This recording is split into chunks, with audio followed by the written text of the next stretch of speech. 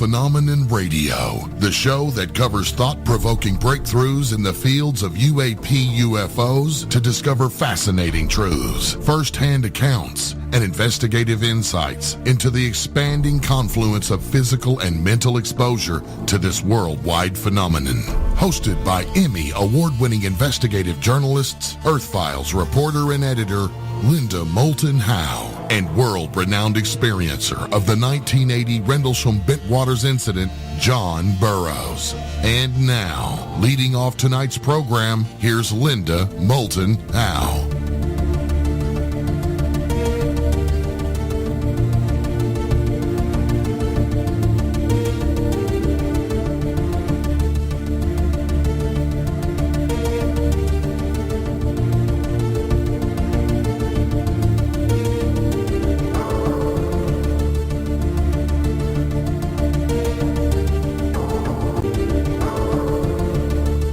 Investigative reporter George Knapp at Channel 8 in Las Vegas received documents that have been unclassified by the Defense Intelligence Agency through the help of DIA analyst Luis Elizondo. Mr. Elizondo had retired in October 2017 from the DIA and his Pentagon work in order to join Tom DeLonge's To the Stars Academy, also known as TTSA. George Knapp discussed the documents in his reports for Channel 8 on May 4th, 2018. But it was not until the September 27th, 2018 Phenomenon radio broadcast with filmmaker Jeremy Corbell about his new Skinwalker Ranch documentary that my Phenomenon co-host John Burroughs and I had the documents in front of us that George had introduced, thanks to Jeremy's help. George Knapp's TV News report makes the background behind ATIP more clear. He stated, quote, back in the 2007 to 2008 time period, then Senate Majority Leader Harry Reid started a dialogue with a senior scientist working for the Defense Intelligence Agency. Alarmed that no one was paying attention to dramatic intrusions by unknown aircraft, Senator Reid and colleagues secured funding for an ongoing study.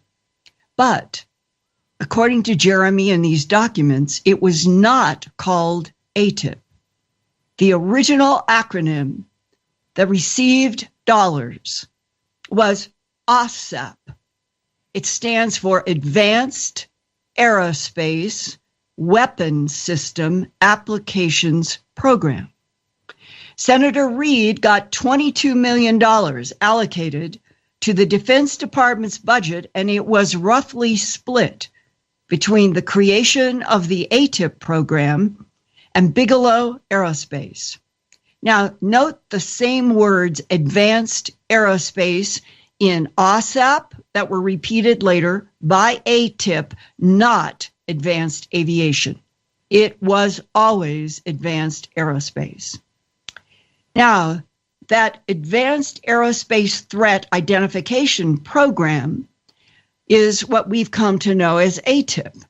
The Advanced Aerospace Weapons System Applications Program, OSAP, was in the Defense Intelligence Agency, managed by an office in Virginia and located at Bolling Air Force Base. In August 2008, DIA posted a solicitation for bids. Weeks later, the contract was awarded to Bigelow Aerospace, and the initial amount, according to what George Knapp reported in the spring of 2018, was $10 million. It required Bigelow to provide a facility that qualified for top secret work. For that DIA contract, he created BASS, Bigelow Aerospace Advanced Space Studies. That DIA contract did not mention UFOs, but used these words such as future threats and breakthrough technologies such as lift, and the lift implies neutralizing gravity. And in a statement from a senior manager of BASS to George Knapp at Channel 8, it said, quote, Bass broke new ground in professionalism by hiring, training, and deploying 50 full-time staff comprising retired military intelligence and law enforcement officers, PhD-level scientists, engineers, technicians, analysts, translators, and project managers to create the largest multidisciplinary full-time team in history to investigate the UFO topic. And their study subject was the Skinwalker Ranch in Utah. The evidence was multiplying, says the Bass manager, that the UFO phenomenon was capable of manipulating and distorting human perception, and therefore eyewitness testimony of UFO activity was becoming increasingly untrustworthy. The Bass approach was to view the human body as a readout system for UFO effects by utilizing forensic technology, the tools of immunology, cell biology, genomics, and neuroanatomy for in-depth study of the effects of UFOs on humans. The result of applying this new approach was a revolution in delineating the threat level of UFOs. Now, in George Knapp's report in May of 2018, he quoted Luis Elizondo in his Channel 8 report as saying, quote, "There were other folks in the Pentagon related to our effort, and it is a confederated approach. So you had folks in the Navy, in DIA, and in pockets here and there, and we worked collectively. And according to Lou Elizondo today, ATIP is still ongoing in some form in the Pentagon to study unidentified aerial phenomena or UFOs. Now he is overseeing operations at To the Stars in San Diego, California, and collaborating with former Lockheed Skunk Works scientist Steve Justice and physicist Hal Puthoff at the Institute for Advanced Studies in Austin, Texas, and others. Dr. Puthoff says in Jeremy Corbell's new documentary, quote, "You've got these advanced aerospace vehicles flying around. We don't know where they come from, what the intent is, possibly off-world even," close quote. Another document that George Knapp revealed in his I-Team report in May is entitled, quote, "Statement of Objectives for the Advanced Aerospace Weapon System Applications Program," dated July 18, 2008. And in its background and objective sections, it is clear that the focus is on breakthrough technologies and that, quote, "The Acquisition Support Division of the Defense Intelligence Agency has the responsibility to provide guidance and oversight to the DoD intelligence community to coordinate, produce, and maintain projections of the future threat environment in which U.S. air, naval, ground, space, missile defense, and information systems operate. And in order to accurately assess the foreign threat to U.S. weapon systems, a complete as possible understanding of potential breakthrough technology applications employed in future aerospace weapon systems must be obtained." All of these words appear to be disguises for UFOs, UAPs. After this short break, we're going to come back to discuss some words in that OSAP assessment that says the objective of the program, whether it is ATIP now, OSAP now, it is to understand the physics and engineering of these applications as they apply to the foreign threat. Those words are repeated over and over, foreign threat, out to the far term from now in 2008 through the year 2050, close quote. After this break, Phenomena Radio will return with our guest, Richard Dolan, who is a UFO historian and author of the 2-volume UFOs and the National Security State, for his insights about what he thinks those words mean in the 2008 Advanced Aerospace Weapons Systems Application Program, foreign threat out to the far term from 2008 to 2050? And will there be any closed-door congressional hearings in Washington about all of this in the near future? Plus, is President Trump calling for a Space Force because other rumors say there are both alien allies and alien threats?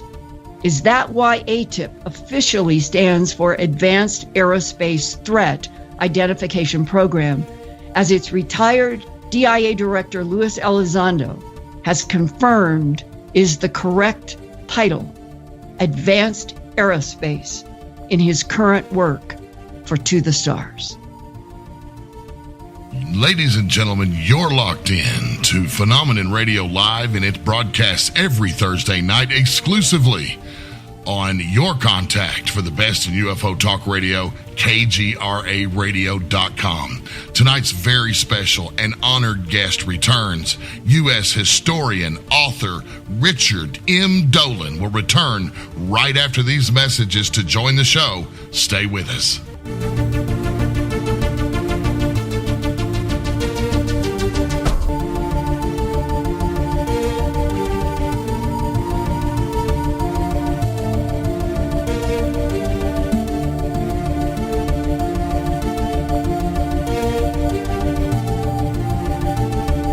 Welcome back to Phenomenon Radio Live, exclusively on KGRAradio.com, with Emmy Award-winning investigative journalist Linda Moulton Howe and U.S. Air Force Tech Sergeant retired John Burroughs. And tonight's very special and honored guest returns, Richard M. Dolan. To start tonight's interview for the next 50 minutes commercial-free, here's Linda Moulton Howe. Linda? Thanks, Race and Rich. Welcome back to Phenomena Radio with John and me. It's wonderful to have you. Hi, Linda. I'm so happy to be here, and a big greeting to John as well. And we are in a really complex field. When you think back to December 16th, 2017, when the New York Times, above the fold on the front page, had that, we'll call it the beginning of dominoes falling to the world about the New York Times was taking seriously this issue of pilots that had FLIR, infrared, they were capturing UFOs, and people began to talk about it. And then there was ancillary information that went along with the report and the video saying that this was part of an advanced aerospace threat identification program in the Pentagon that had been directed by DIA analyst Luis Elizondo from 2007 to 2012 for 5 years. And all of us had questions. Well, we know that UFOs have been here for centuries, and certainly going back to World War II. Why the arbitrary line in 2007? And that 2012 would not be the end of anything, as Luis Elizondo himself has said, that this ATIP has continued in some way, ongoing. Rich, what is your perspective on this timeline that is confusing, plus that the documents that George first reported at Channel 8 in May of 2018, they are dated. He showed it's an attachment that says Statement of Objectives for the Advanced Aerospace Weapons System Applications Program. That's the OSAP, which was related to the creation of ATIP. Can you give us your perspective on what seems constantly to be a confusing timeline of names and titles? Hi, Linda. Oh, yeah, sure. I'll just step in and solve the whole thing. I don't know. I think we're all trying to figure this out. There's still confusion over ATIP versus OSAP. I can say, the ATIP program officially that the New York Times article indicated was formed in 2007. According to that, this document that you're referring to, the which you referred to in your introduction, the OSAP document is from 2008. And it's clear that they are related to each other, these two programs. But as far as what evolved into what, I can tell you earlier this spring, just about a few weeks before George Knapp came out with his additional information on these programs, I had a conversation with Australian researcher Paul Dean, who alerted me to the OSAP program. And it's not that it had been declassified so much as the fact that it was already unclassified. That's a particular designation. I think it's a very clever and a very intelligent way that the Pentagon goes about having some of these programs to keep them under the radar. Unclassified doesn't mean that it's classified. It just means it's very quiet. So it's not very well publicized, and try finding it. Sometimes these programs are just squirreled away in this massive bureaucracy. They don't always need to be classified, even as special access programs, to be very, very quiet for a long time. Sometimes I think the idea is that by classifying it, you almost might draw more attention to it. In any case, Paul Dean alerted me. He had found someone who had alerted him to this document that you were referring to, and then he told me about it, and I remember chatting with him back in April of this year. So it's not so much that it was declassified, but what is definitely the case is that I've listened to researchers like John Greenwald talk about how difficult it has been to do FOIA requests for anything relating to ATIP, and I know that he was told that the program name wasn't Advanced Aerospace Threat Identification; it was called Advanced Aviation, and on and on. And I'm sure John is providing accurate information. So the question is, where is the truth? I haven't figured this out. What I would say, Rich, if I may, these documents that were hand delivered to George in May, if the dates are correct, then Advanced Aerospace has been the only words used leading up to the revelation in 2017 December. I would agree. I mean, that's what it looks like. I have not seen any of the documents that refer to advanced aviation in any capacity. It's true. So until I see one myself, I would have to go on that conclusion. Well, Rich, wouldn't Senator Reid's cover letter that was released said that this should be treated as an SAP program at an SAP level, and at the bottom of the letter it says this is exempt from FOIA, kind of explain why all this. Yeah, you're referring to another attachment here, which I'm looking at. Right. We can get to it, but I'm just saying, if you read, for example, the paper that, the ones written by Dr. Eric Davis, for example, that were related to the OSAP program that they were talking about from 2008, those are unclassified documents. They weren't classified in any way. So I don't know. There were obviously elements of this that were not classified.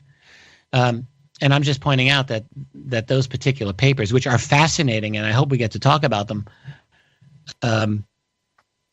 they weren't classified. But they were available, but they were very, very quiet, and practically nobody knew about them.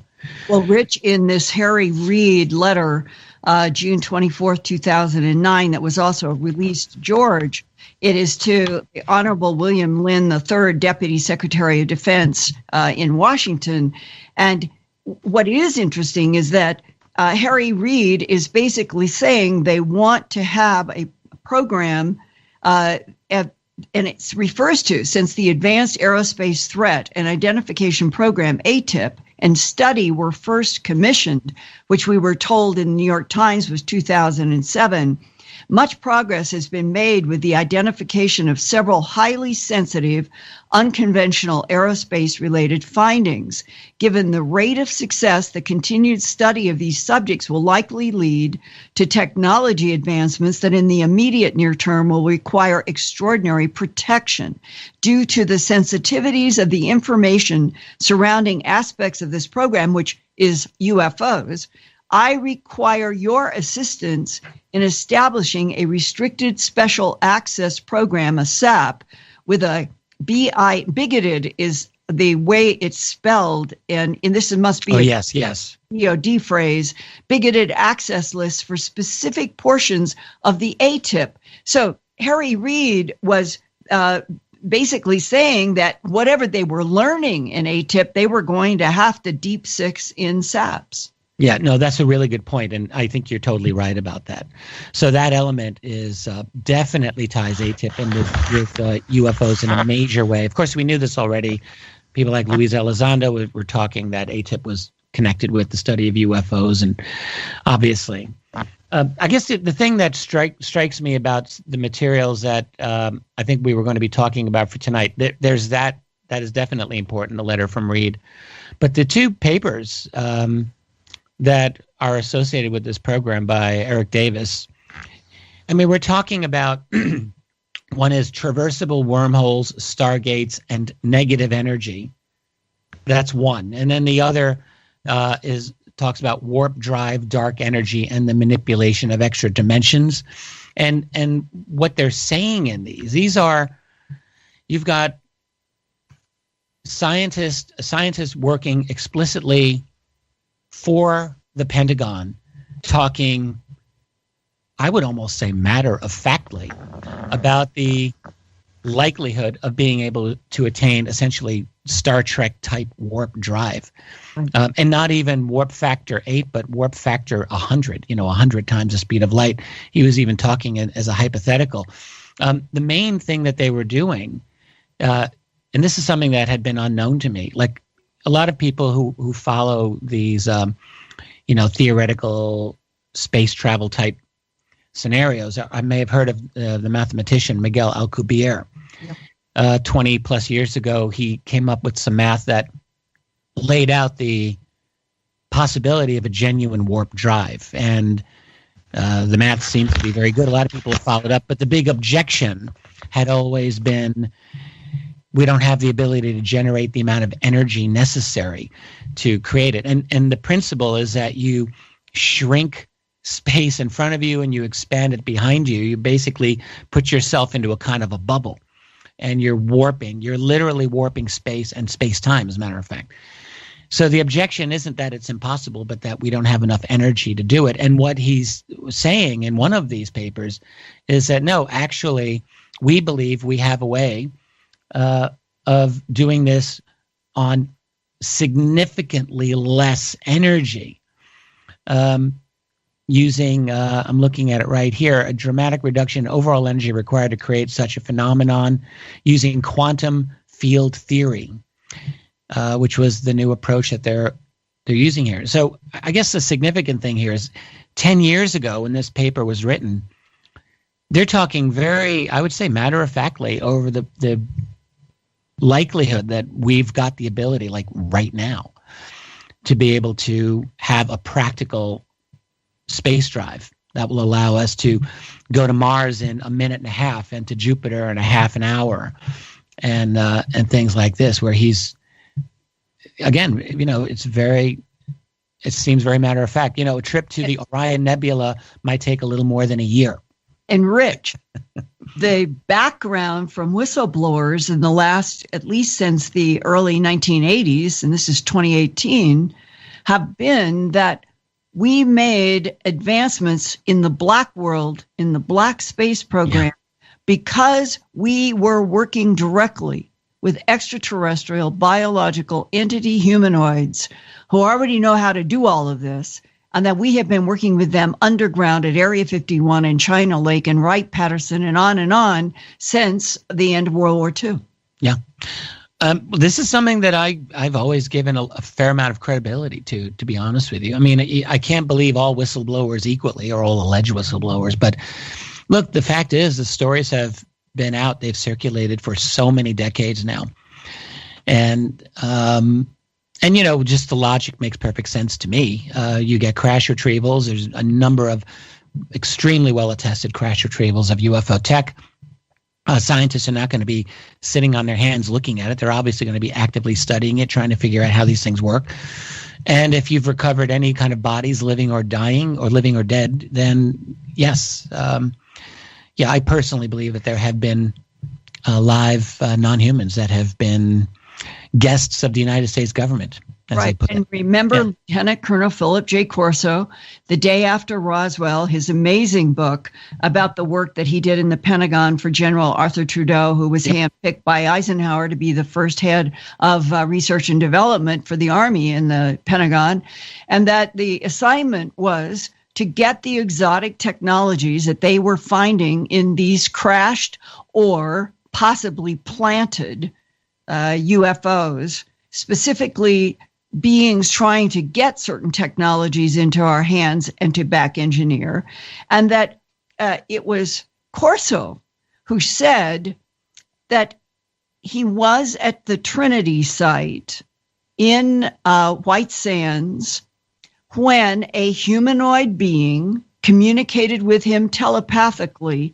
And that's the famous sentence that he wrote in my book and wrote in other people's as an autograph, that the being at White Sands told him, Lieutenant Colonel Philip J. Corso, there on official work for the government, quote, "A new world is coming if you can take it." Right.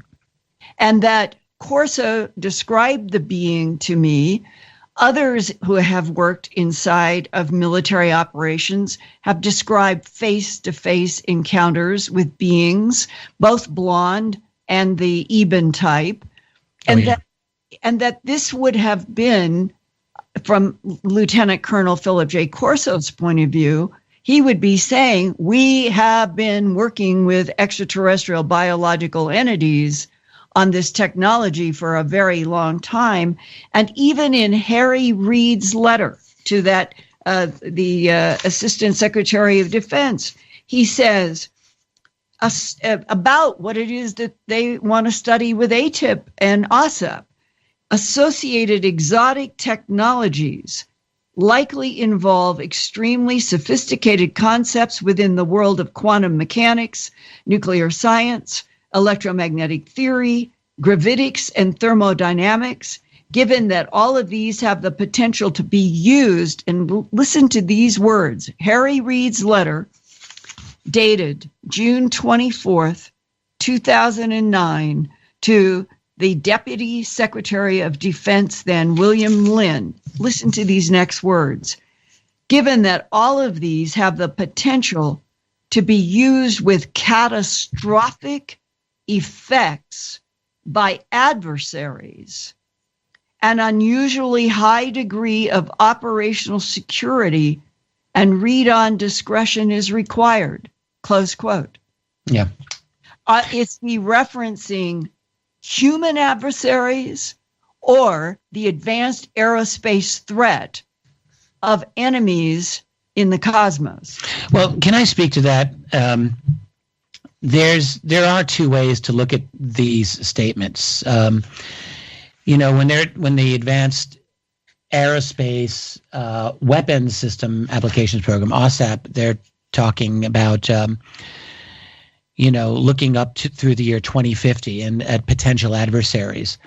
I think it is fair to see that, at least in part, as code for non-human extraterrestrials, yes. But I also think it's actually quite reasonable to see it for right on the face of it. If we, think ahead of where global military capabilities are going to be in a mere 30 years, it's actually mind-boggling. So I think,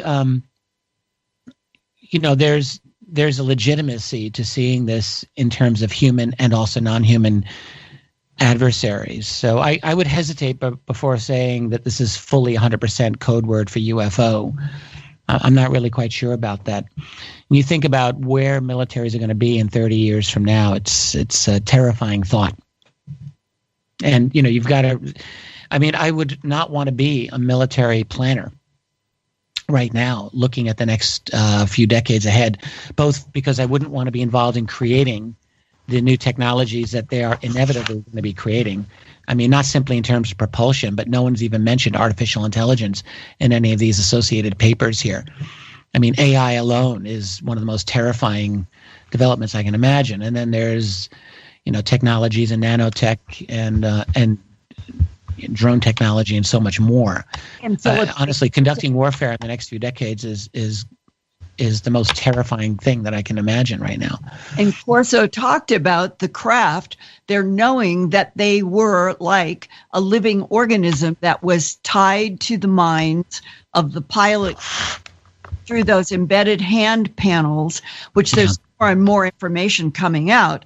So we were exposed not only to the idea of craft as bodies tied to the minds of the entities, but that the entities themselves were identified, as I've heard from whistleblowers, more than Cape Girardeau, that there were clones. These were considered to be cloned androids being made by something that we were not even encountering, but these were what were flying the craft we were retrieving.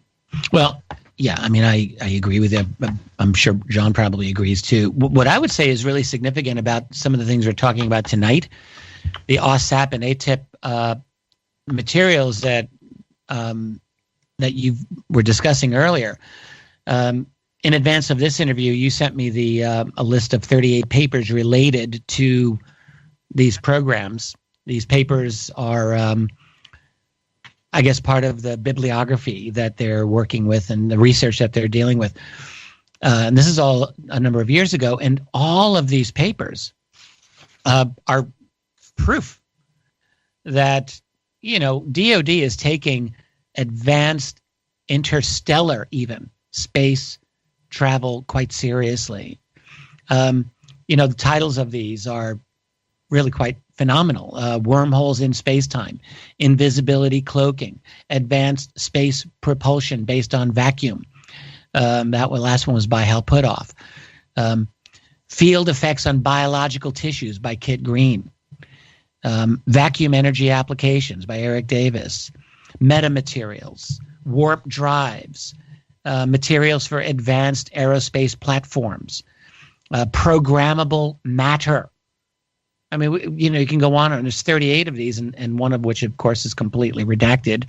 Why? I'd like to know what that one is. Yeah, exactly. I was going to ask you if you have any insights from anybody about why 38 is blacked out. Well, it's amazing because when you look at the first 37, they really lay out a very, very explicit picture that the Pentagon is looking like very seriously about going not even out of Earth's atmosphere, but like beyond the solar system. Interstellar travel. Can I add something to why that may be blacked out? Okay. Yeah. What people don't understand, especially for people that haven't worked inside the military and the concepts that they do, okay, individual papers, even if they were put out for peer review, what some of these were, you know what I mean, including interstellar travel with Puthoff, okay, individually they don't have to be classified, but what happens is when you put them all together, then it leads to a classified program.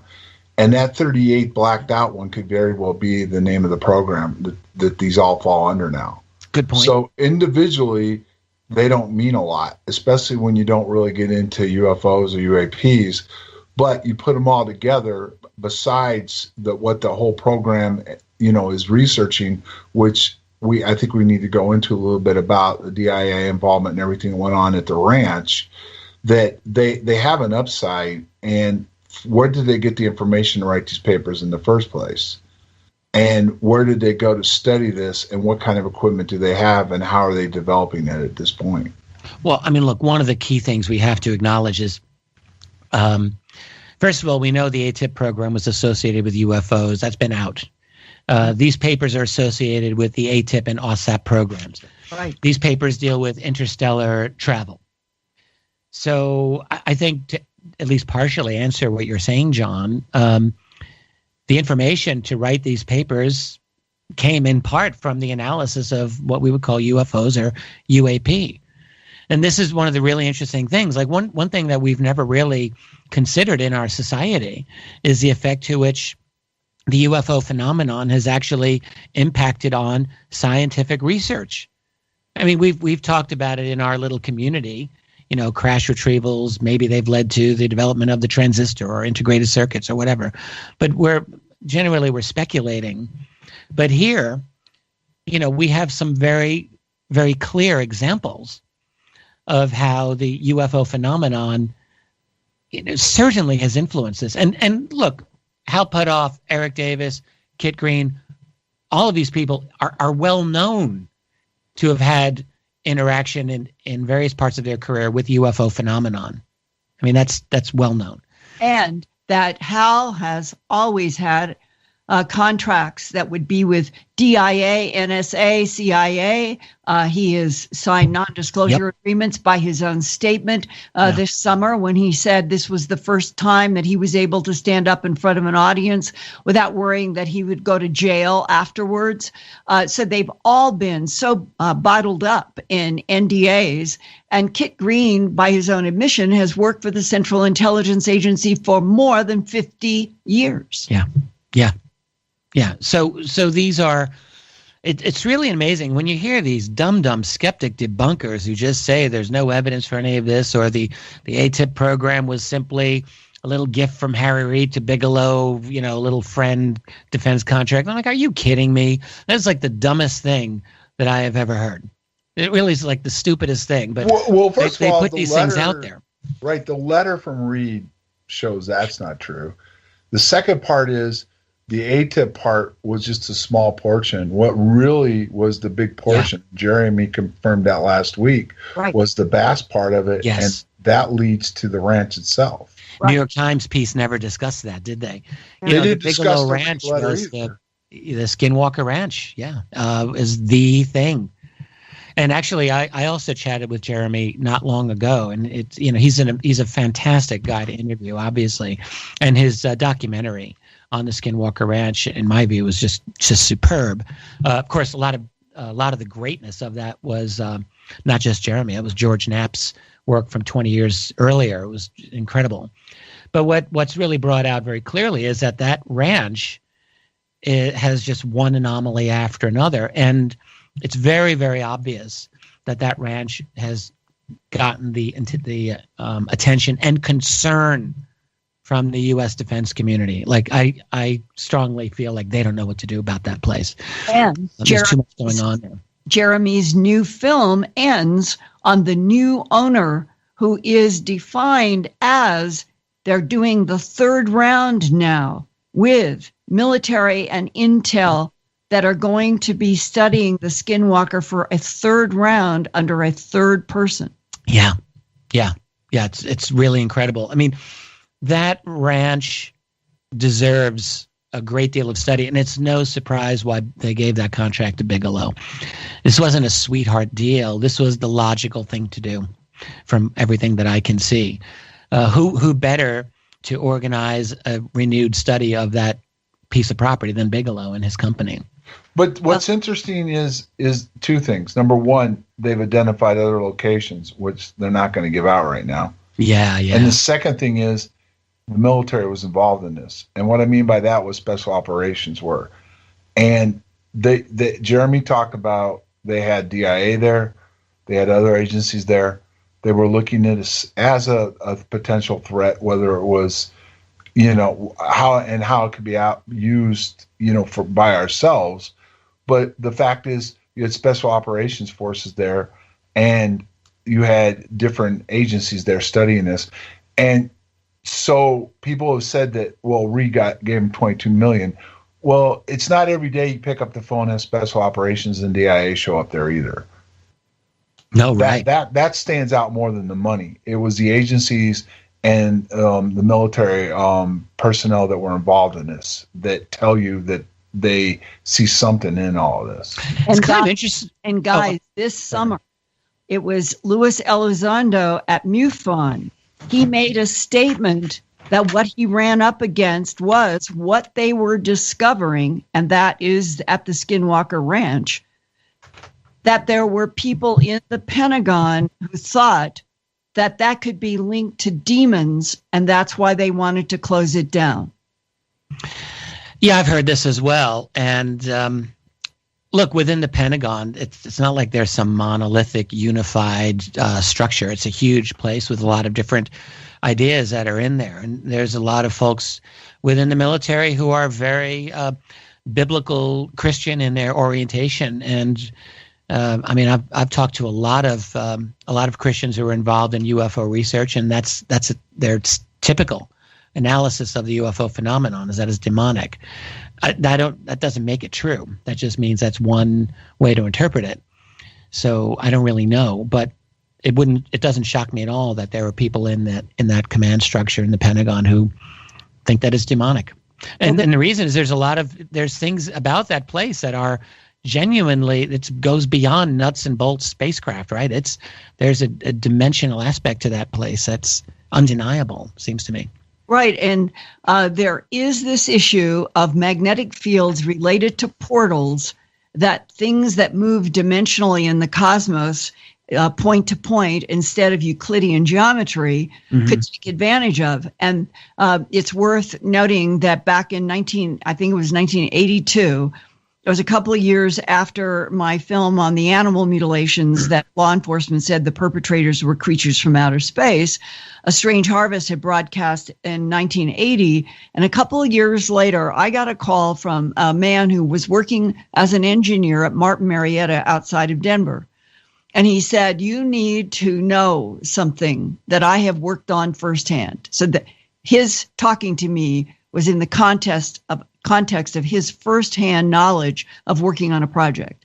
He said that about 10 years before, which would have been, it was in 82, it would have been 72. He said in the 70s, there was an identification of places around the world where we had natural magnetic field collapses, which is exactly what Philip Corso talked to me about after his book, The Day After Roswell, came out in 1997. He said the same words, but staying with the engineer from Martin Marietta.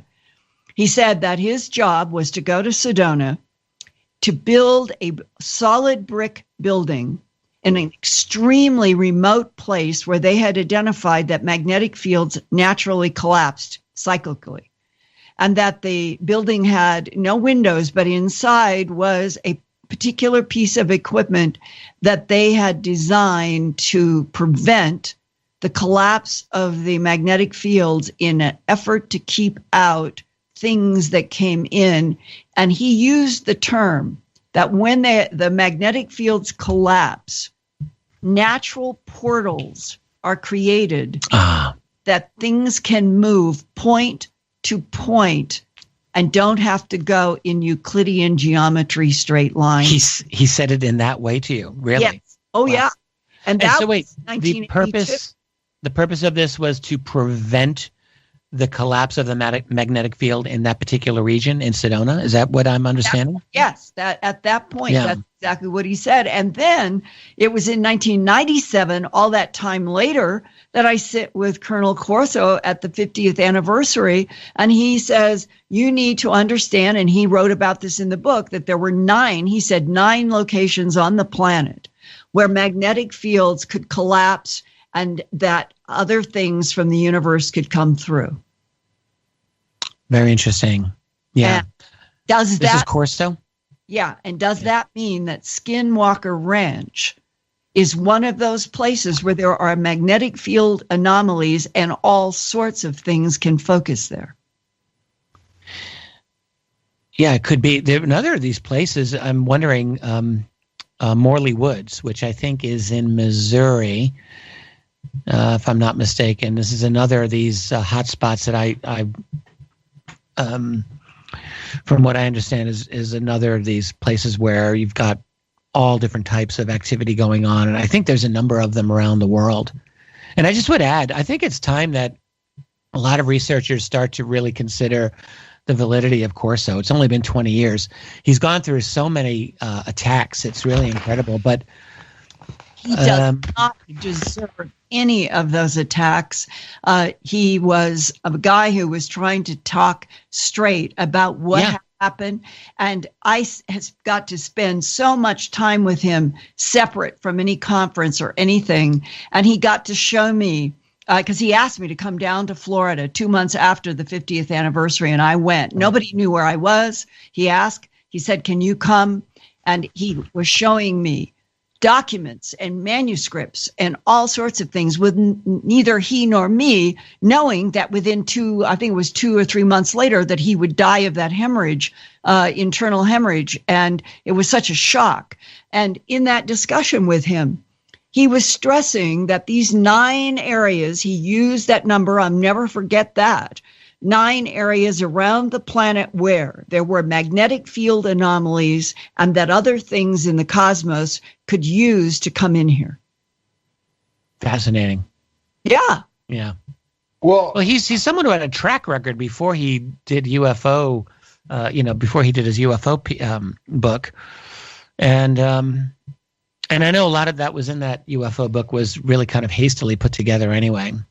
And there was a lot that would be factually wrong about it, but I think fundamentally he was on target. Well, you can tie a couple of things to this. Number one, if you go to the ranch, they had NIDS before they got the government funding, they got bass. So my guess is, based on some of these papers and some of this stuff and some of the people involved, including Edgar Mitchell was in this, was that they learned and gleaned quite a bit more than they've been open about so far, from NIDS. Then they got Reid involved and they got more money for bass. But they have some kind of inside information they're even still withholding, this group Bigelow's group is holding back, or Bigelow and To the Stars or whatever you want to call it now, they're holding back. But I want to add something about Arizona, okay? Couple things. Number one, most people don't know this, but there was a facility in Maricopa. It was a town of Maricopa where I used to live. I used to drive by there, and it was flagged as a NASA facility. And the funny thing was, the cover story was that it had involved the shuttle. Well, it stayed there for another decade or more after the shuttle shut down, okay?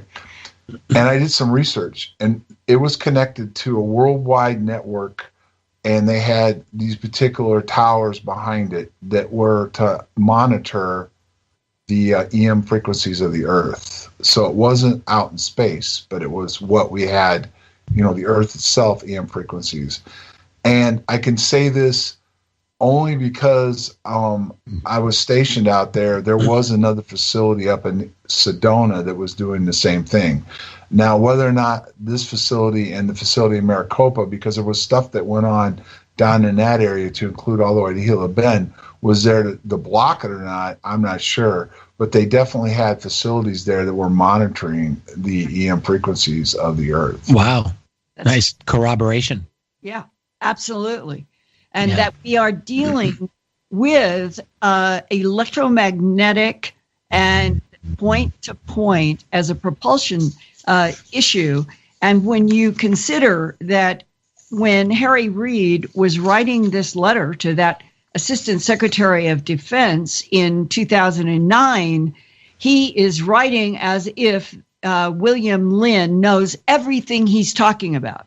This is a sophisticated letter, and it is talking about things. It isn't just like a senator who doesn't know anything talking to somebody in the DOD who doesn't know anything. It's like two minds who already know. We're talking about sophisticated technologies that are from entities and intelligences that are not human. Yeah, I would agree with you. I would agree. That's the language. That's how it's being done. Well, I'm curious of two things. Number one, they've interviewed Reid. Why didn't they discuss this letter with him more thoroughly about his feelings about why he wrote the letter? And the fact is that he thought it should be put under an SAP program. Those are two things that, stand out to me.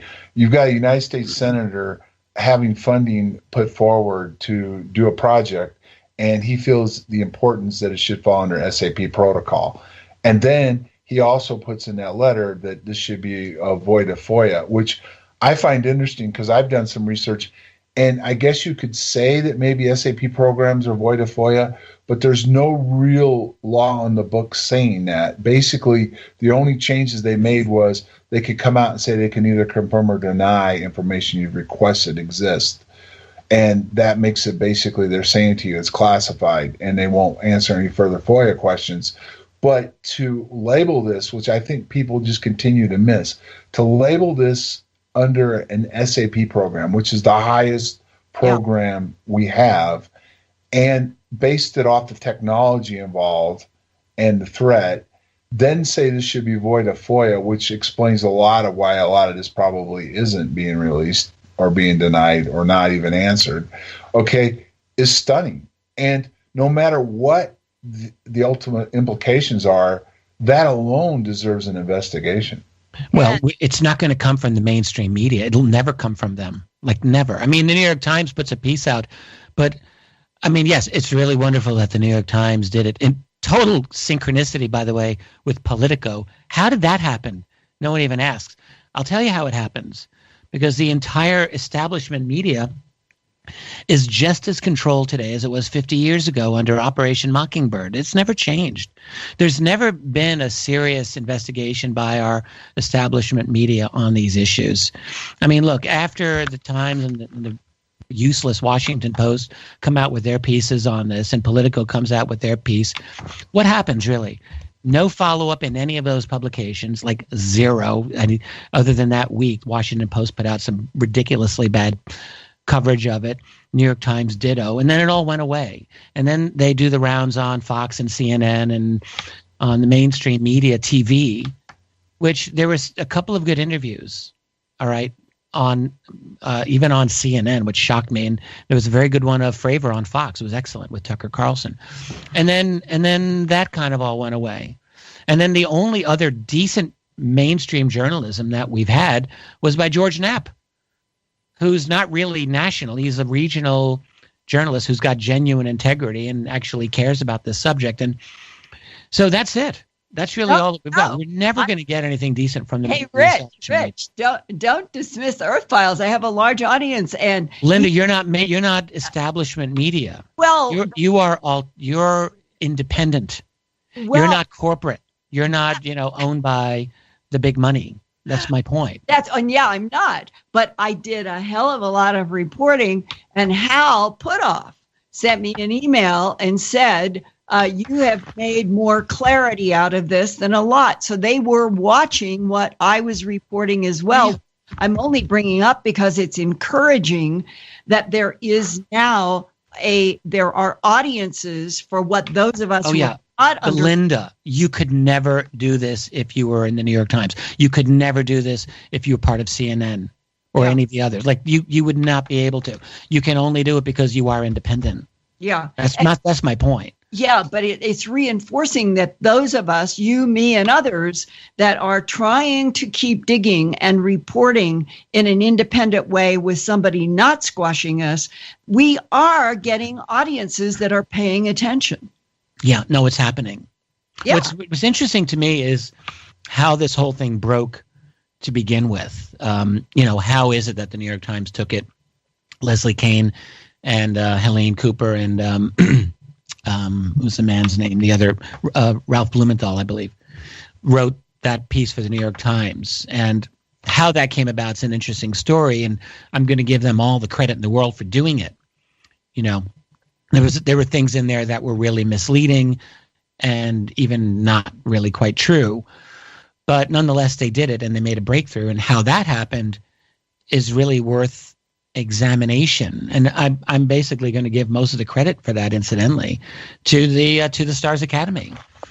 I think without their work on this would never have made the mainstream. And it's just amazing. I know you have to go to break in a second, but it's just amazing how they've been critiqued and roasted so consistently for so long, and yet it's really due to their efforts that any of this came out at all. And when we come back after this break, let's talk about the fact that To the Stars does have a legitimate goal, trying to get what some of those scientists working with them know are Black projects, Black technologies into the white world, so that there is now suddenly a break from everything being under non-disclosures and tight agreements, that they know we have to have these discussions with brilliant scientists that are in the white world.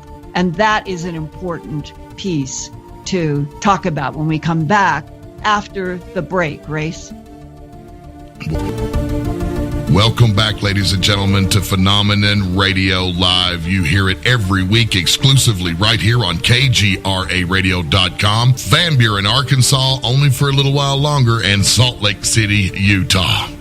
All right, everybody, before we can begin hour 2 with our very honored guest, Richard Dolan, it's time for the news, and it's brought to us all every week by earthfiles.com.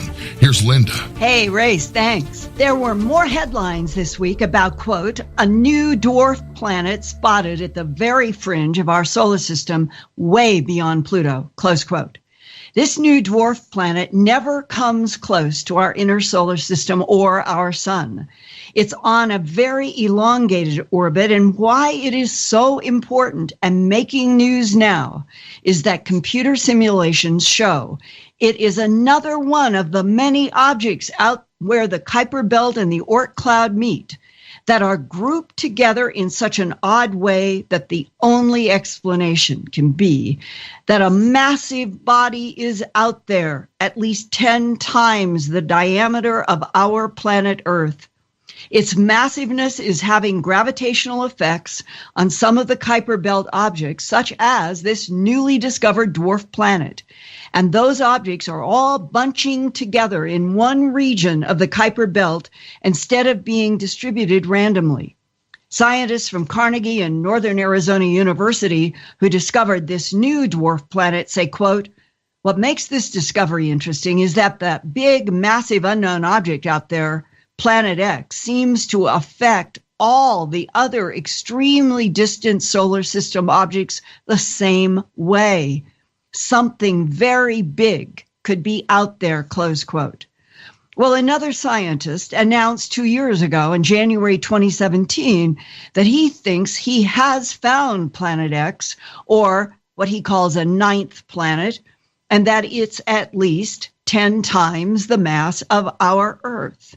He is Michael Brown, PhD, professor of planetary astronomy at Caltech in Pasadena, California. In an interview with me a year ago, Professor Brown said, quote, whatever is out there, its mass is so great that its gravitational field pushes half a dozen other Kuiper Belt objects to cluster together on the opposite side of the massive Planet Nine's huge looping orbit, close quote. I called him today on October 4th, 2018, and learned that he still has not been able to observe such a massive object, but that he is headed to the Hawaiian Keck Observatory again in November, 1 month from now, to try once more with new computer data that focuses more tightly down on a region in the Kuiper Belt where Professor Brown is convinced the massive planetary body hides. He hopes it will reflect enough of our sun's light that he will be able to see it, photograph it in the visible light spectrum. Infrared won't work as well, he thinks, because the object is so cold.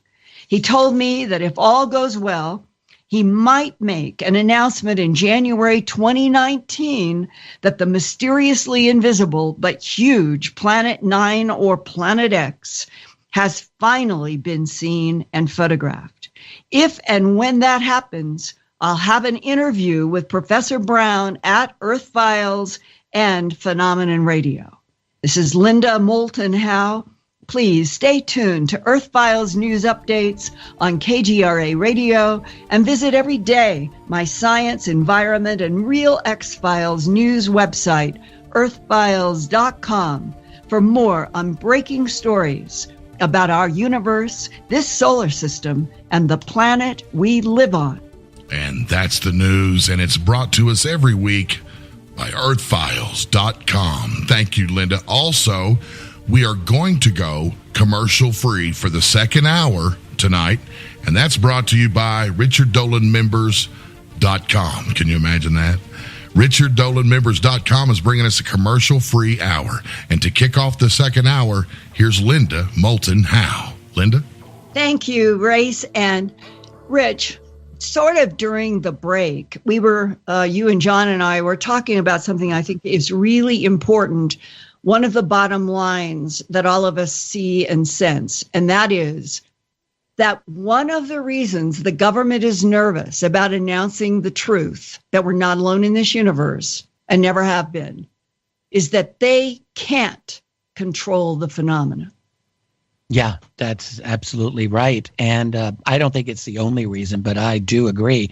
It is one of the really big reasons. How, if you're in charge of a political system or if you have any significant political authority, you know that part of your responsibility is to help ensure order so that society can function in a productive and safe way. And if you're not able to do that, that's a problem. And this is a phenomenon that they can't control. We cannot control. We don't like admitting it. It's not simply part of our political order. This has been the human worldview since the age of science really took root about 400 or 500 years ago. In other words, ancient people, sure, they had the idea that God or the gods was running the show and we didn't control things. But we kind of gotten used to the idea, haven't we, that we human beings are in charge of our own destiny. We don't like to think that there's something bigger and more powerful than we are that's in our own neighborhood and that might actually mess around with us, like a trickster god would. But in fact, I think that we're beginning now a very painful revelation in our consciousness that those ancient people may have been onto something, that there are other beings that are quite more significant in capability. And that's a hard thing for us to come around to. And I do believe it's a significant reason for the secrecy, not the only one. But I look at some pragmatic reasons like energy, paradigm changing, for one. And, now that the secret's gone for so long, I think a lot of those secret keepers are genuinely concerned about going to prison. Well, Rich, let's break down one thing. Let's look at the Tic-Tac video and what Commander Faber and others have said. We have an object in the sky that we can't keep up with. We can't lock our radars on it. We have all the other issues that were listed, within the report and what the eyewitnesses said happened. Right. And then this was able to go to the rally point where the aircraft went to. Oh, yeah. Prior. So if we just break down what they're implying this Tic-Tac video shows, then either some other technology exists by another country or it's from somewhere else. And either way, that's huge as far as what the implications are to the United States. It's totally revolutionary, John. I mean, this object was able to get to the cap point, that is the rendezvous point. It got there before the U.S. Super Hornets got there, and it was able to defeat the naval encryption system, which switches over every 15 minutes. You're not supposed to be able to do that. Whether it was able to decrypt the communications or just somehow through the power of mind just figure it out, I don't know, but that's almost secondary. Like, it was able to do it. That's the point. To be able to defeat U.S. Navy encryption is really significant. And then, of course, to maneuver the way this thing was described as maneuvering by Fravor. He said, look, he had perfect visibility for at least 10 miles and good visibility for 50 miles, and that thing was gone in 2 seconds. If you even go conservatively and say it moved 10 miles in 2 seconds, you're talking, I think it's like 9,000 miles per hour departure. I mean, that's just incomprehensible. For a thing that doesn't even look aerodynamic. Like, what is that? So it's got a propulsion system that's radically different.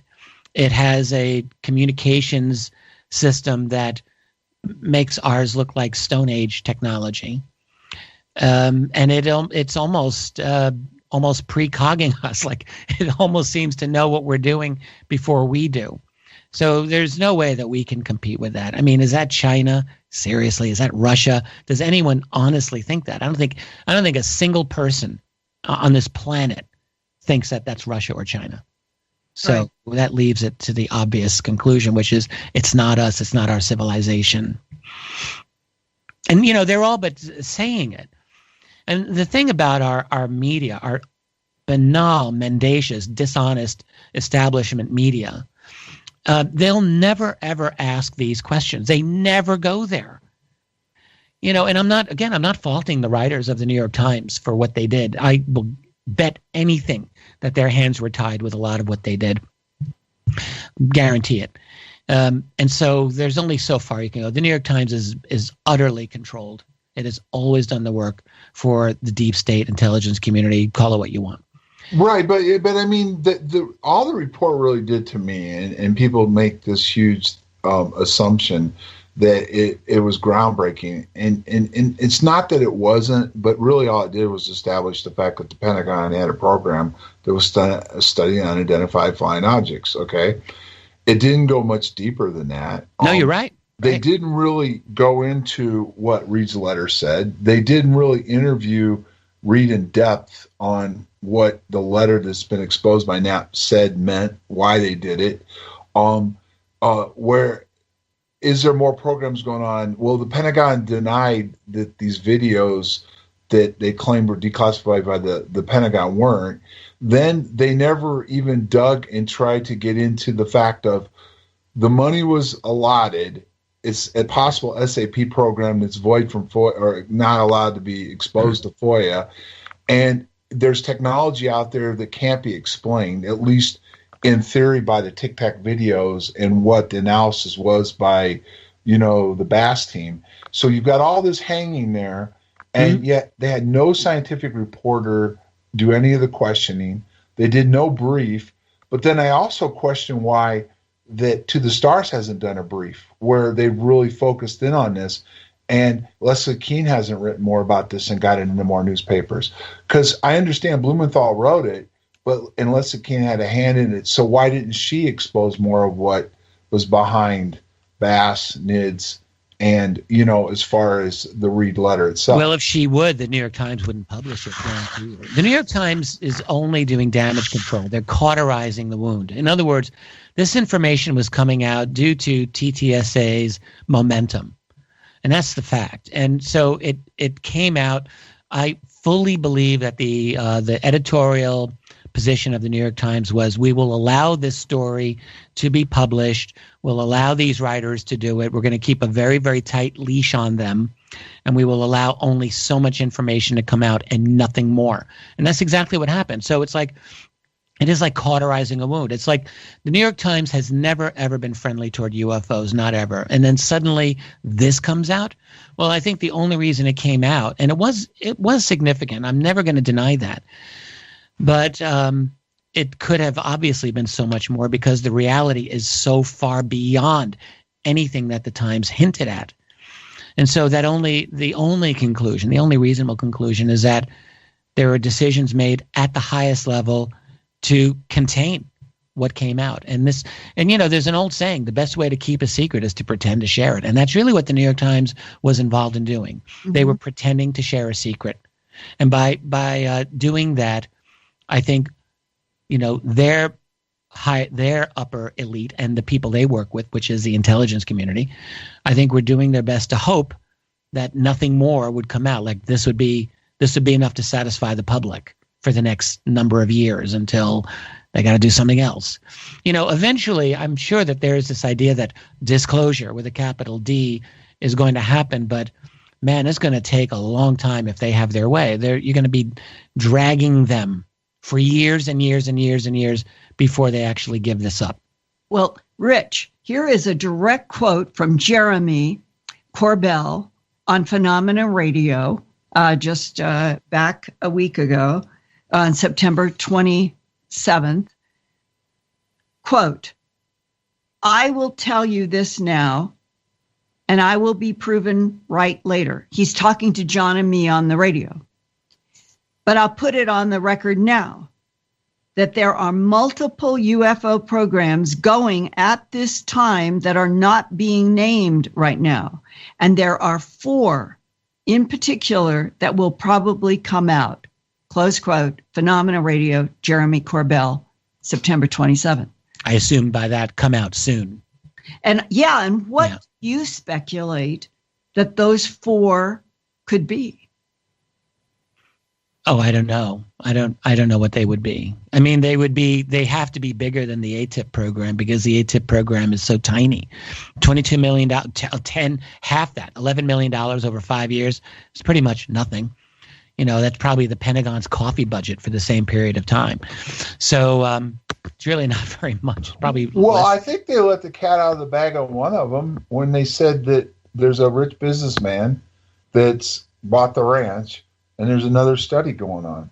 Mm-hmm. Well, if So the gotta be Bass, one of the programs. yeah, if that comes out, that would be very good. Look, anything that comes out is good, and it's not that there won't be new disclosures. I mean, what we're seeing is a tug of war. I really think it's true. Like, you've got the New York Times, you've got the establishment, you've got a lot of the old guard who have been running this secret for a long time, and they do not. I have to assume they're never going to want this voluntarily to come out. But they're not the only people involved in this. So there are other individuals that are involved. Not everyone has the same opinion. And it might just very well be impossible to stop the upsurge forever. You know, there's we're in 2018. We're not in 1998. We're not in 1978. We're in a new era where information is flowing, at least for now, until the internet gets completely censored, is flowing a lot more freely than it's ever flowed before. So in that situation, it's not a slam dunk for the secret keepers to just think they can manage things like it's the 1980s, you know? So I think, you know, we got the rumors that the TTSA has got people on the inside pushing for quiet congressional hearings, and I hope we get to talk about this a little bit. That does seem to be legit. You know, that seems to be like that's what they're working on. So how far that will go is really the question. I mean, I don't know how far that's going to go. Will they actually have a true breakthrough and a real open acknowledgement that this is a problem that let me ask you a question, Rich, because this is not really speculation at this end of it.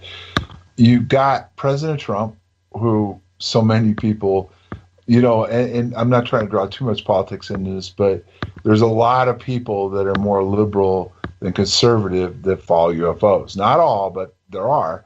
And there's so many people that were upset that Hillary didn't get elected because she was going to be the disclosure president. And now you've got that was such a foolish idea. I'll never ever believe that she was going to be a disclosure president. But go on. I have my doubts too, but it would have maybe have been a little easier. I don't know. It would have really come down to how hard Podesta could handle things behind the scenes. But going forward, this is what I'm getting at. President Trump comes out and announces the Space Force. Okay, there was a huge pushback inside the Pentagon. Mathis himself, and, you know, other people, you know, in Congress. 2 weeks later, after he the first time it was a complete pushback, we don't need it. Second time he announced he signed the executive order to move forward with another branch. Mathis was still against it. Less than 2 weeks after that, all of a sudden Mathis is on board. Everybody's jumping in line. Okay, so what happened in those 2 weeks? I think all these military minds that we needed a Space Force. And what do we need a Space Force for? I think that's a really good discussion right here. What do we need a Space Force for? Why can't the Air Force handle it? Well, the Air Force already has their own Space Force. So does the Navy. And I think even the Army does. So I think a big part of the objection was classic inter-service rivalry. You know, no one wants to give up their domains. If the Navy and Air Force gave up their space programs, I mean, that's less money for them. That's less power and prestige. I think that's a huge part of the resistance right there. And so that's just classic, you know, this is my turf type of thing going on. And I would actually go so far as to say I think that was the single biggest reason. Why did Mattis get on board? Kind of easy. His boss probably said, you know, you're not going to fight me on this. I mean, this is something Trump really, really felt strongly about. And Rich, does that mean that Trump has actually been briefed by CIA, NSA, DIA, and RO on UFOs and ETs? I will assume that he has. I don't know for a fact, but it's a very interesting thing when you look at Trump. You know, John was right. He pointed out that there's probably more people on the left than on the right who follow UFOs, although I don't know. But probably. But the thing with Trump is so interesting because half the country really has turned him into Satan 2.0. I'm like, That's really convenient. When you turn someone into the devil, then you don't really have to analyze anything he does. It's just evil, and you actually end up knowing less about what he's doing than in any other situation. It's just like, hey, call him the new Hitler. And it's totally wrong. I mean, that's just a completely wrong way to look at it. The proper way to understand Trump in the White House is that he came in absolutely in the crosshairs of the CIA and in the crosshairs of the FBI and in the crosshairs of really the entire deep state apparatus. And until people start understanding that, they are never going to understand the dynamics of what's going on inside the Trump White House. They're just never going to get it. I mean, Chuck Schumer, in an interview, I think it was with Amy Goodman in the beginning of the Trump presidency, said the CIA will take you down 6 ways till Sunday. He was talking explicitly about Trump. And Amy Goodman didn't even bother up with a follow-up question like, say, what? CIA trying to take down Trump? Answer, yes, of course they were. So the question is, in that kind of a context, who and how is Trump going to get his briefings on these matters? And that's really the question. I don't have an answer to that. But he's got his people. He did a very poor job in getting a real transition team in there. And I think it's probably because he didn't expect to win. I'm quite sure he did not expect to win. I think he was shocked, and he had the most slapdash transition team ever. He had nothing. And so he didn't really have his own people to go into the White House in January 2017. It's obvious. He had the entire administration. They were filled with Obama appointees. They were stopping it every step of the way. So, but nonetheless, he had to have been able to get a briefing. And I'm assuming that he's gotten a briefing on UFOs. And, he's actually the classic guy to be interested in this more than any other president we've ever had. Why? He's not a career politician. He's a businessman. He's a private guy. He's certainly friends with alternative media to an extent that no previous president could ever have possibly been. I mean, just because he's been demonized, if for no other reason, by the establishment media. They hate him. I mean, other than Fox, but everyone else hates him. And so he knows Alex Jones, for goodness sake. So he's completely on the fringes there in terms of media, which is where the UFO-friendly people are. And does anyone really doubt that Trump has no interest in UFOs? Like, I'm sure he has an interest in this subject. There's not a shred of doubt in my mind that he would be interested in this. So the real question is, what would he care to do about it? And would the Space Force have anything to do with that? And that's the real issue. And there's a lot of conventional ways to look at the Space Force. Yeah. Rich, how would you talk to Donald Trump as president of the United States about extraterrestrial biological entities and a secret war and the need for a Space Force because we have allies and enemies? What would I say to him? Right. I would say, okay, so you have been briefed that UFOs are real, right? And there's a lot of questions that I don't have answers to. Like, to what extent is the United States cooperating with other nations outside of the U.S. sphere on UFOs? Is the U.S. cooperating with Russia? Is the U.S. cooperating with China on UFOs? I don't even know the answers to these questions. I think that there's a tacit agreement, but whether they're actually sharing information is something I just don't know. But whistleblowers say that if people knew that when it comes to ETs and interstellar travel, that we are collaborating with Russia and China. Yeah, well, I don't know who these whistleblowers are and why they have, why would someone have credibility to say such a thing is the question I have. There's a lot of so-called whistleblowers out there that I put no credibility in. Remember, we had that same statement about World War II coming out that there were actually, we were together. We were sharing information with Russia. And it came up in documents, and everybody was shocked to find that out. Well, why should it be any different today? No, I agree, Linda. There probably is collaboration, or at least sharing of some information. The only question is how much. Is it a coordinated program?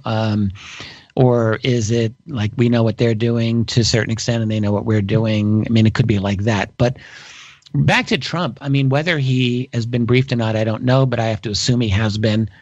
The Space Force, I would speculate, would serve as a pretty good cover for more significant actions relating to a secret space program. I mean, it would be a reasonably good cover. Not that the Navy program or Air Force program doesn't already serve as a cover for that. I mean, frankly, they already serve the same purpose. But I think a unified Space Force would. Realistically, I think in purely conventional terms, it makes sense, and that's probably why they did it.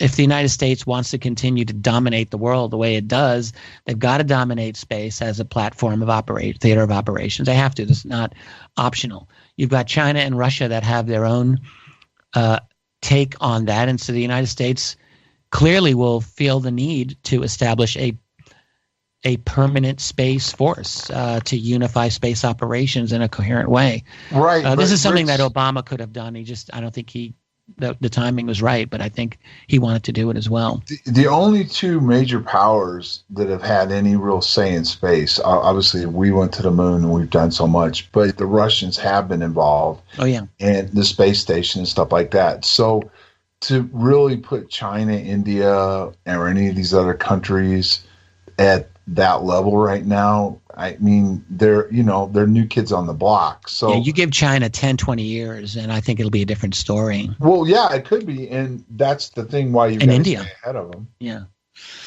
Yeah, so I think on that basis, the Space Force makes the most sense. I mean, in other words, in purely conventional geopolitical terms, the creation of a Space Force is probably the most logical thing, realistically. And you got the inter-service rivalry. Navy doesn't want to give up their bit. Air Force doesn't want to give up their bit. But ultimately, I'm not even saying this is a good thing, but from that point of view, from a power point of view, it's probably the logical move. Well, did you notice what they said, though, that it would change the way we do our intelligence and, gathering and everything else, which was, to me, stating, okay, we need to get a unified command. We need to get it under one command. We need to get the intelligence agencies that we're going to have involved in this under that command. And we can keep a lot of whatever's going on. I know this sounds crazy, but there's a lot less chance of leaks if the Army and Air Force, Navy, and everybody else is kind of kept out of the loop, and there's more of a unified command within space and everything that's going on. Right, okay. Because you can control things a lot better by doing that. That's a good point. And then moving forward, then when you go out into space, the Army's still going to have to train people in the Air Force, how to fight, overall, because, the weaponry is going to change. And so you've got all these advanced technologies that are moving forward. And then, like we talked about earlier, those 37 papers. So there's something to this. And I think my frustration with this is that, and you covered it earlier with the way the media is, but this is probably one of the most important things moving forward for mankind. The technology, the capabilities of technology, where we may be heading, off planet and why. And yet it gets the least amount of coverage, even by the people inside the scientific world, the reporters and everything else. Yeah, totally. And I don't want to sound like a broken record, but it's because our establishment media is only a control system. It's not an information system. It's a control system. So they are never, ever going to be on the right side of this issue, or really almost any issue. It's gotten worse over the last decade, not better, in my opinion. It just gets worse and worse. But it's really an amazing thing when, Linda earlier was talking about the large numbers of leaks and whistleblowers over the many, many years that have talked about, our attempts to replicate alien tech. My goodness, there's the ARV story of 1988, which I personally give a lot of credibility to. And this is right? Gordon Neville. Gordon, yeah, the late Gordon Neville talked about it quite a bit. It came through executive named Brad Sorensen, who told Mark McCandlish, the aviation illustrator, and it came out that in 1988, he attended basically a classified air show, and there were 3 hovering objects in a very huge hangar over at Lockheed's facility, referred to by a 4-star general as the ARV, Alien Reproduction Vehicles, that by 1988 had traversed the solar system. In his words, Sorensen looked at them very carefully and he said, boy, they looked like they'd been put through their paces. They looked kind of beat up, but they were hovering. They were not being suspended, and much, much more. I think it's a true story. And yeah, Gordon Novell, if anyone ever met Gordon, he's an unforgettable. I used to tell Gordon, I said, Gordon, of all the people I love, I hate you the most. And of all the people I hate, I love you the most. He was just utterly impossible, but fascinating. And Gordon made it his life's mission to, as he used to say, white world, the black world technology. And he always used colorful language to describe, we're going to get this out to the public and we're going to basically reproduce the alien reproduction vehicle. That was his dream. But well, we had Lynn Buchanan, who was in the Project Stargate at the DIA next to the NSA in the end of the 80s, and they were doing remote viewing. And Lynn Buchanan was there with Joe McMoneagle and these various really talented remote viewers. And on Phenomena Radio 2 years ago, Lynn told us that one of his bosses in the Defense Intelligence Agency, the same DIA that Lou Elizondo has worked for, right. He recently, if we interviewed Lynn about this 2 years ago, he had this discussion with his old boss within about a year or 2 or 3 before we did the Phenomena Radio. So like in the last 5 years. And that his old boss told him that his old boss was now a manager in an interstellar program being run out of the Pentagon, and told Lynn, it's very interesting that the Ebens like what we do with their technology, and we now have an interstellar trade route where the Ebens will come and take stuff that we make from their technology, and they will give us things like gold, molybdenum, and the exotic metals that we need. Well, that's rather interesting. Yeah. And if that's true, it would help support some of what you guys just said about the Space Force is a cover to start getting out all of this information that has been so black world intelligence. Well, can we circle back then to these 37, 38 papers that are associated with the ATIP and OSAP programs that we were talking about, anti-gravity studies, field effects on biological tissues and the like. And, these are, can we see these then as the, how do I want to put this? The kind of white worlding of the black world technology that's already existed. Like, in other words, it would seem to me that at least a good portion of some of these studies might well have been mastered decades earlier. Yeah. And if you're going to go out into, if you're going to leave the solar system and do interstellar, you presumably have solved a lot of these problems that they're talking about in these papers here.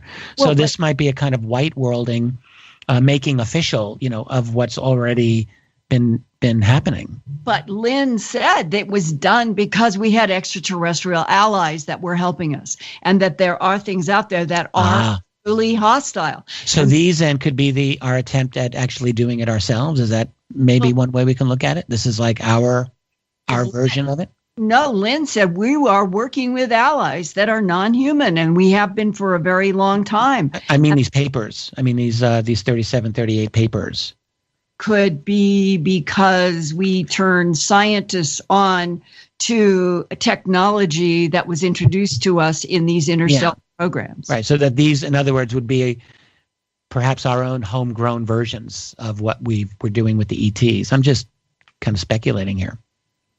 Well, guys, I'll speculate. I don't really think that my personal perspective is I don't really think it's as in-depth as that. I think that they're studying this. I think they're working on it. They're working on theories. They need funding to advance this. Where are you going to hide a starship. Do you understand what I mean? And how are you going to keep that quiet for 50 years? Underground. But Linda, that's the biggest concept that the skeptics use, and it's kind of true. These programs may be in their infancies. They may finally have figured this out, and they're working on it, and they're trying to get funding to move this forward. But the amount of money and technology and stuff that it would take is astronomical, and it costs a small fortune just to go to the moon. But guess what? That it's been reported over this last year that there's $21 trillion that are part of the unaccounted expenditures of the Pentagon and to a minor extent of housing and urban development. Mark Skidmore and Catherine Austin Fitts have made the news, quite a bit over the last year in talking about this. I mean, there's a real possibility that a huge amount of money has been siphoned out of our global economy. Right. And I'm not arguing that point, but to sit there and say we're already going to the stars and all that, I don't think that's possible yet. I think they're working on it. I think it is, John, with extraterrestrials as our allies. It isn't humans who have initiated this. But see, that's the problem with this, Linda. There's no proof of that. I mean, every day people pound their hands down on the table and say, show us evidence. And there's no evidence of that. That's the problem. It was Lynn Buchanan telling us that. But what evidence has he proven? There's none. He didn't even produce documents. And I'm not saying Lynn's a liar, but to move forward with some of this, you've got to have documents and proof before people are going to start wanting to get more involved in it. No, I take your point, John. I really do. And it's the big problem that I've often had. I go back and forth on this issue.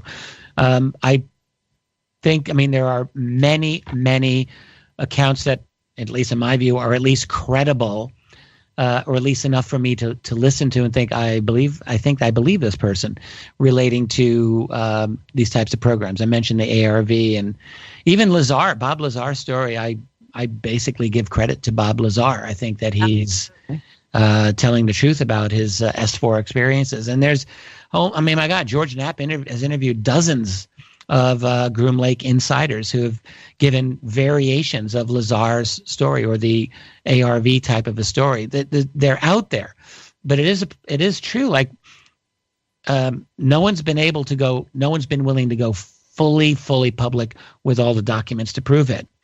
Then it's true. And where would you hide a secret starship or a secret space underground program? Area 51, China. Well, Linda, you can't build that kind of technology on Earth. You have to build it in space. Well, then it's built. That's the problem. That's what these papers say. You have to build this stuff in space, and because of the atmosphere and everything. So why would you build something underground that you can never launch? Well, it may have been. It's a big solar system. We may have stuff all over the place now with allies that have been helping us. Did I ever tell you guys a story? I got this from Russell Targ over a decade ago. I've mentioned it a couple of times, but this is a good place for it. Russell, along with Hal Puthoff, created the protocols for the remote viewing program back in the 70s and 80s. And he's a fascinating guy. And I've always loved talking with him. So Russell said to me on one occasion, says, Richard, in the early 1980s, at one point, I was charged with overseeing remote viewers at Fort Meade, Maryland, whose job was to remote view the far side of the moon. Long silence. After that, I'm like, wow, remote view the far side of the moon. So I finally said, well, Russell, why? He said, why do you think? He's just going to make me say it. And I said, okay, well, were they going to look for extraterrestrials on the far side of the moon? And he didn't say no. He didn't say maybe, and he didn't say no. He said yes. Yes, their job was to remote view extraterrestrials on the far side of the moon in the early 80s. Yep. And then I said, well, Russ, did they find extraterrestrials there? And he said, well, that wasn't part of my job. And he wouldn't tell me. But I mean, I've always believed that. And so I think of it this way. By the early 1980s at the latest, we have elements of our military looking very seriously at the issue of extraterrestrials on the far side of the moon. And what do you think the likelihood is that they had established a clandestine space operation to investigate the UFO phenomenon beyond Earth orbit. Oh, absolutely. Like, clearly they would. There are a number of instances of deep space objects being tracked coming into Earth orbit. This happened several times. Very good sources on this one. And so if you've got deep space objects coming in, you're going to want to go investigate. If for no other reason you need to investigate, so you're going to have a secret space program. And the only question really is, how advanced is it? And would they establish clandestine bases on the moon or elsewhere? I mean, I don't think it's outrageous to speculate this. And William Mills Tompkins, some people attack him, but I think that overall he was laying out a lot of firsthand knowledge. I wasn't much of a fan of him. So, well, I talked with him enough to feel like that he was talking from at least some firsthand knowledge in some of these things. And when he said that on the backside of the moon, that we knew that we were being monitored by some sort of a non-human group there, and that it was something that he himself had seen, he says, in photographs. And I know, John, we want the photographs. We want to see all of this. But it was the sense that we and the government were completely aware. And he said we didn't go back after that series of Apollos because we were told that we couldn't. Well, he's not the first source on that. I mean, I think he was just taking stuff that was already out there. Oh, okay. I've always believed that. What about so now, Linda, 40 years later, now we have permission to go to the moon and Mars? Is that what's going on now? It's a very interesting question. Why is everything now swinging back the other way when we didn't go back for so long? And it wasn't just William Mills Tompkins. There were others who said that we were given some sort of a strict order not to go to the moon. Well, has that there's a good answer. There's a good answer to John's question, in my opinion. If there was, and I don't even know for a fact that there was an order given, like don't come back to the moon, but let's say that there was. So it's 1972, your final moon mission. There's no other competing nation, maybe the Russians, but no one else who had the wherewithal to get to the moon. So it would be easy to tell the U.S. you can't do it. But now it's 45 years later. It's literally, it's an impossibility to stop human race forever from getting to the moon. I think it's just not possible. All right, we're at a very different place than we were half of a century ago. So I don't think anyone's going to have the ability, not any extraterrestrial or anyone else, to say forever, nope, you're not leaving Earth orbit. Like, that's just not realistic. Okay, but Rich, wait a minute. Let's slow this train down. There's too many forces at work. Look at. Let's just say, for example, okay, they really don't know what the Tic-Tac is, and what we saw it capable of doing, and we have nothing in our inventory to keep up with that.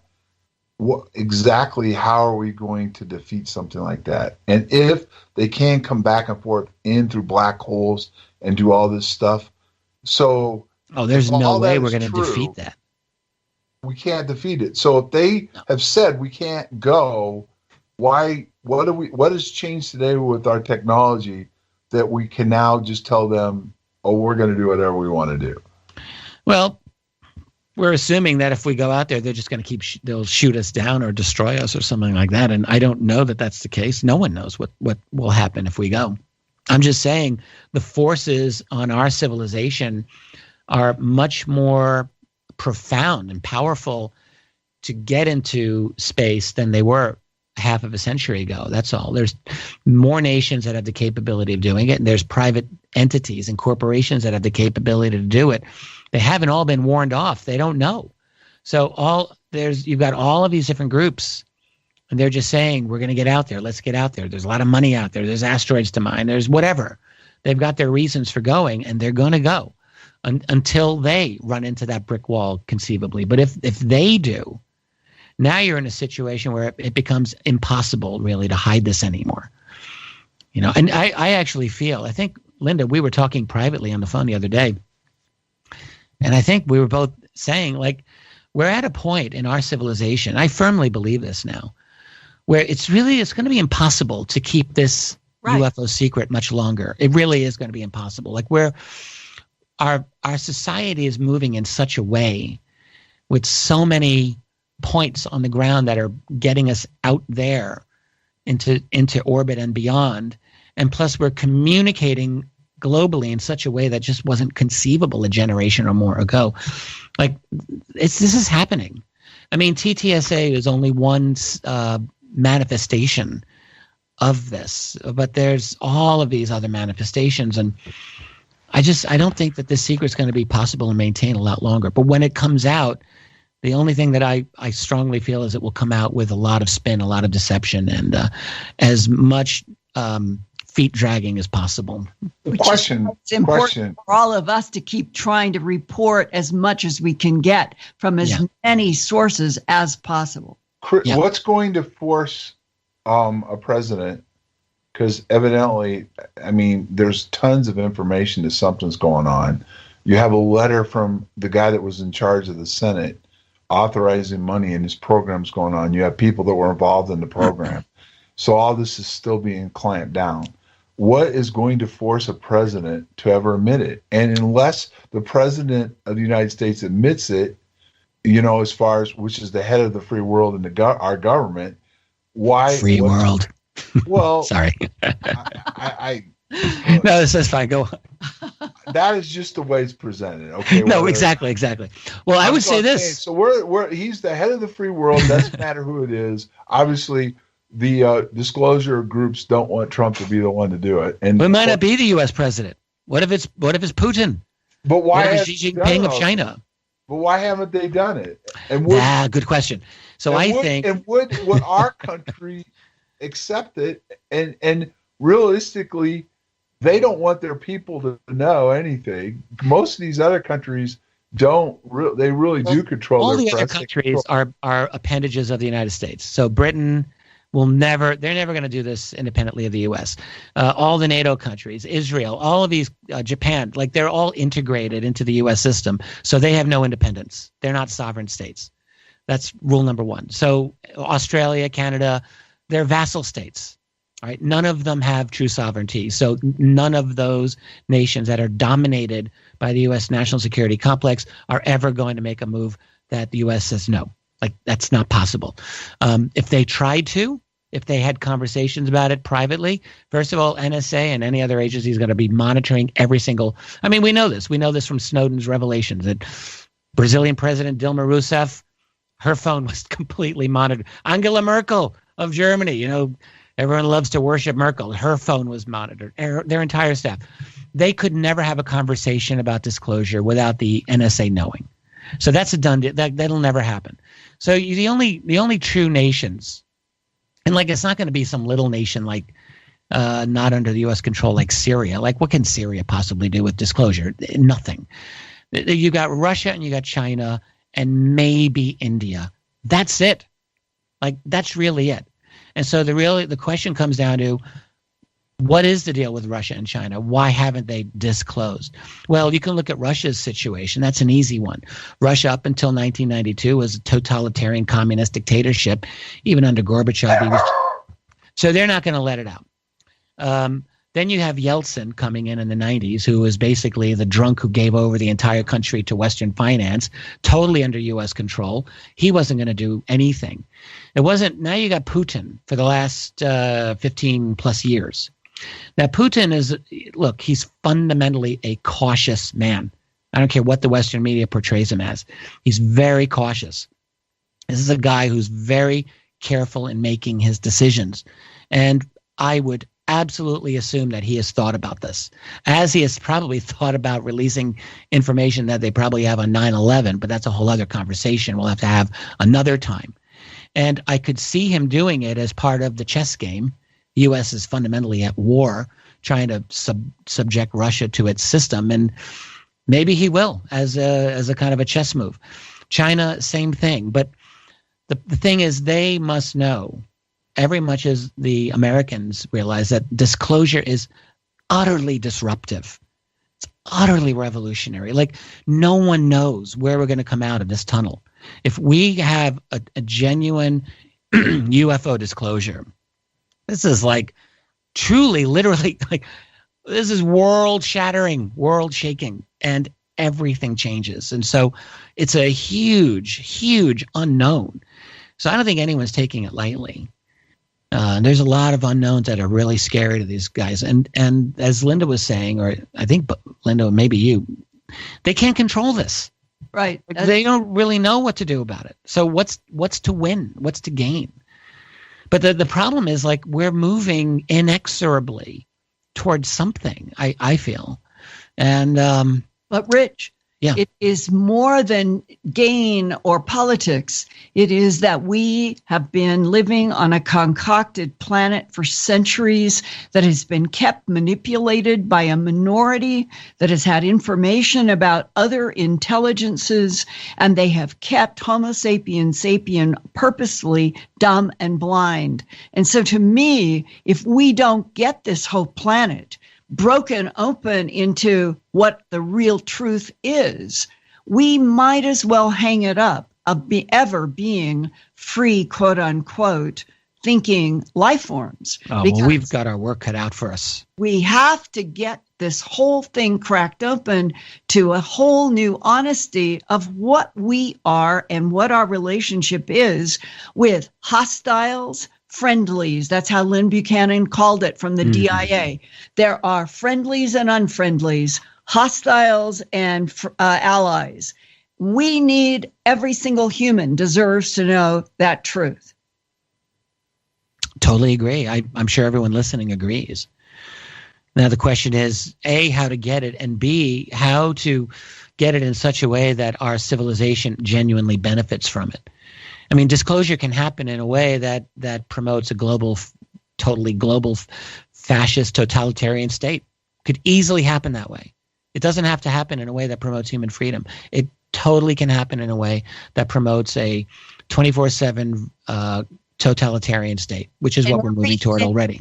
Everything in me would fight that forever. And there is a kind of French resistance thing here now. You're right. Exactly. It feels like the planet could go totalitarian, or the more difficult, which is for us to finally all be on the same page about who we are and how we got here and what's out there in the universe. And that is the direction we should be going. And the danger is that we would end up in a totalitarian world. That's why this is so worth fighting against that and going for truth. And on that note, Rich, thank you so much. This has just been an amazing 2 hours. I love it. Thank you. We'll have to do it again at whatever is the next juncture of a headline. I got an idea. Linda, you our last show in December, we'll bring Rich back, maybe a couple other people, and we'll just see how close you are to write. Or you can go ahead and write the checks out. First week in January. Let's do it. No, Linda. Drinks on Linda. Realistically, if we do our last show right at the end of December, there's not going to be some magical happening other than Santa coming. Okay.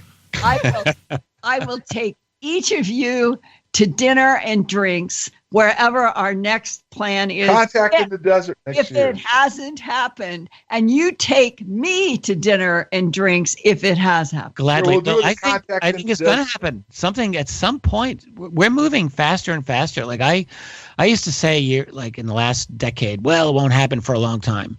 But I don't know anymore. I think things are moving. Things are moving. All right. Well, we've got to close out tonight, but let's plan on it. We'll have a end of the year show when Linda will tell us where she's taking us to dinner. Hey, right, Rick, everybody. Next week, and let everybody know George Knapp is going to be joining us. All right, John. That sounds like a very good plan. You've been listening to Phenomenon Radio Live with Linda Moulton Howe and John Burroughs, and any rebroadcast or duplication of this program or program content without express written permission from the KGRA DB, Linda Moulton Howe, or John Burroughs is strictly prohibited.